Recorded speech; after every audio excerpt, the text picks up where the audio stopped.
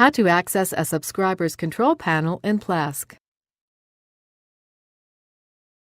At some point in time, you may need to access your customer's control panel, so let's see how to do that. Go to Customers. Click on a customer's name. Click Control Panel.